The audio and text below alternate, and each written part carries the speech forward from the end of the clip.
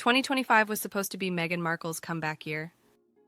A fresh chapter, a softer spotlight. But instead of a glowing reinvention, what unfolded was complicated. Brand launches landed with mixed reactions. Media stories grew more critical. And public interest slowly faded, not in anger, but in quiet disconnection. So what really happened behind the headlines? Why didn't the comeback resonate? And is there still a way forward? Welcome to Royally Misrepresented, the channel where we cut through the headlines and get to the truth. If you're tired of clickbait, outrage culture, and media spin, you're in the right place. Before we dive into today's story, don't forget to like, comment, and subscribe. It helps more people hear what really matters. All right, let's get into it. 2025 was Meghan Markle's hardest year yet, and the data proves it. Let's start with the hard numbers. According to polling by YouGov and other UK-based trackers, only 20% of the British public view Meghan Markle positively. Let's be clear, those stats reflect UK sentiment only. Firms like YouGov and Ipsos Mori regularly track royal popularity, but their data is limited to the British public, where the monarchy is still a dominant cultural force. In the United States, the picture looks different. Polling from Morning Consult and Newsweek in 2022 and 2023 showed Meghan holding positive favorability, especially among millennials, Gen Z, and Democrats. She remained a symbol of resilience and representation for many. Globally, the sentiment is more complex. In Canada and Australia, opinions have cooled. In continental Europe, media coverage is minimal, unless there's a scandal. And in many places, the shift isn't from love to hate, it's from curiosity to disinterest. So while her UK brand may be in freefall, she isn't universally disliked. But this video focuses on 2025, and in that year, the loudest backlash, the biggest brand damage, and the most aggressive media coverage came from the UK, where public opinion and tabloid headlines are still deeply connected. And here's the bottom line, that 20% favorability is Meghan's lowest rating since she entered public life. Meanwhile, over 65% of Britons now see her unfavorably, a historic low. Those numbers matter. Not because popularity is everything, but because public opinion impacts partnerships, press access, brand value, and narrative power. So how did Meghan go from global icon to internet punchline? Let's break it down. 2. From Duchess to lifestyle maven, the pivot nobody bought. When Meghan stepped away from royal life in 2020, many saw her as brave, choosing peace over power. But the years that followed were rocky. So by 2025, the plan was clear: reinvent. No more royal drama. No more exposés. Just positivity. Inspiration. Soft power. But the pivot didn't land. Why? Because Meghan skipped the most important part of reinvention, reconnection. Her message shifted, but her relationship with the public didn't. 3. American Riviera Orchard, luxury without loyalty. March 2024, Meghan soft launched her as ever, formerly known as American Riviera Orchard. It was mysterious. No press release. No products. Just an Instagram page with vague photos and vintage vibes. Months later, a handful of friends and influencers received hand-delivered jars of jam. The internet mocked it instantly. And here's why: no one understood what the brand actually was.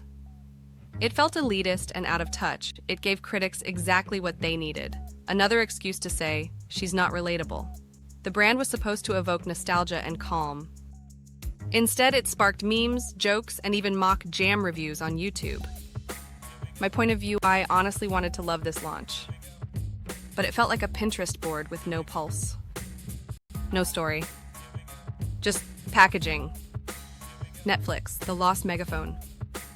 When Harry and Meghan dropped in 2022, it broke the internet. It was bold. Intimate. Raw. And it became Netflix's most watched documentary debut ever. But 3 years later, Netflix seems to have lost interest and maybe patience. In 2025, no major projects have launched. No major announcements have landed. Just silence and speculation. Some insiders suggest the $100 million deal will not be renewed. If that happens, Meghan loses her most powerful storytelling tool, and the public loses access to her side of the story. 5. The Spotify deal that died and took the momentum with it. Let's not forget what happened with Spotify in 2023. After just one season of Archetypes, Spotify pulled the plug. An executive at the company even went viral for calling Meghan and Harry grifters. That moment was brutal. The podcast itself wasn't bad. It won a People's Choice Award. But the audience didn't stick. Critics said it lacked depth, and there was no follow-up. And worst of all, the silence afterward. Meghan didn't explain what happened. No statement. No countermove. Spotify's exit damaged her credibility in audio and made future partners more cautious. My point of view, that grifters quote wasn't just an insult. It stuck. And it shaped the narrative for everything that followed. 6. The narrative vacuum and the troll economy that filled it. Let's talk about the outrage economy. In 2025, YouTube channels made thousands of dollars monthly mocking Meghan. Twitter threads dissected her outfits, her tone, her expressions. TikTok creators built entire platforms just speculating on her next failure. And where was Meghan? Silent. That silence left a vacuum. And in the age of content, vacuum =, death. Here's the truth. If you're not telling your story, someone else will, and they'll monetize it. By mid-2025, the online ecosystem was flooded with fake news about brand collapses, jam jar, conspiracy theories, clips from South Park, and late-night shows used to mock her endlessly. It felt like the world had decided she was the villain. And she didn't show up to challenge it. 7. Why it all fell apart. The data autopsy. Let's break down the collapse in plain terms. 1. No audience alignment. The public didn't want luxury lifestyle. They wanted vulnerability. Truth. Evolution. Not jam jars. 2. No brand cohesion. Netflix. Spotify. Jam. Children's books. Cooking shows. All fine on their own, but no common thread. No emotional anchor. 3. No narrative control. 2025 was the year Meghan Markle lost control of her story. She was no longer telling it straight. The haters were louder. The supporters were confused. The result? A brand built on empowerment suddenly became a target for mockery. 8. What she's doing now. Still fighting, still building. Despite the criticism, Meghan isn't gone. She's quietly making moves, relaunching Archetypes with Lemonada Media, a platform known for meaningful audio storytelling, continuing with Love, Meghan, despite mixed reviews, showing resilience, soft launching more ARO products to a niche, loyal fan base, exploring a potential children's series, aligned with her previous book, The Bench. There's even talk of Meghan returning to acting or directing, though nothing has been confirmed. She's still here, still trying. That alone takes strength. And honestly, that's the part people need to see more of. 9. Can the brand be saved?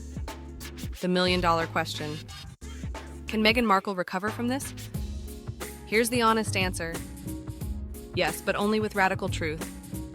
She has to own what failed, tell us what she learned, and most of all, show us the real woman behind the headlines. The brand doesn't need to be perfect. It needs to be human. 10. Fan-base division and media blowback, the split that hurt the most. One of the most painful parts of Meghan's 2025 unraveling wasn't just the press. It was the silence not from her critics, but from people who once defended her. Online forums that used to be full of support became conflicted. Some longtime fans grew quiet. Others started asking hard questions. What's the message here? What does this brand actually stand for now? Meanwhile, the British media pounced. Outlets like The Times, The Telegraph, and The Mail turned every misstep, every jam jar, podcast delay, or trademark filing into a front-page drama. TV hosts recycled clips from her 2022 docuseries, twisting them into late-night punchlines. Even platforms that once championed her growth started pulling back. Not in outrage, but in something worse, disinterest. Because the mystery had worn off. The narrative had lost focus. And when people get confused, they disengage. I saw it happening in real time. Her critics weren't getting louder, her supporters were getting quieter. And that silence said more than hate ever could. Because disappointment is harder to fix than outrage. And it wasn't just in the UK. Outside Britain, Meghan's audience began to fracture. In the United States, she still had a strong base of support, especially among younger and progressive audiences. But even they started to question the strategy in 2025. In Canada and Australia, the sympathy that once existed had thinned. Not because of one big mistake, but because of the drip of confusion and media fatigue. In continental Europe, she was mostly ignored. Unless there was a scandal, she wasn't headline news. She wasn't news at all. And globally, people started moving on. The shift wasn't from love to hate. It was from interest to indifference. And for a public figure, that's sometimes more dangerous than criticism. Because outrage creates clicks. Disinterest kills the brand. Meghan's quiet rebuild. Is she playing the long game? While her critics stayed loud in 2025, Meghan stayed largely quiet, but not idle. Behind the scenes, her team has been busy hiring new PR advisors with experience in crisis recovery, exploring a direct-to-audience strategy possibly through YouTube, podcasts, or digital newsletters. Strengthening ties with Hollywood creatives, including rumored collaborations on children's animation and scripted dramas. And if you read between the lines, it seems she's pivoting away from lifestyle and into something more mission-focused, storytelling with purpose. This slow rebuild may be deliberate. It's no longer about being seen. It's about being understood. I think she's learning the hard way that public trust isn't won with perfection. It's earned through consistency and courage.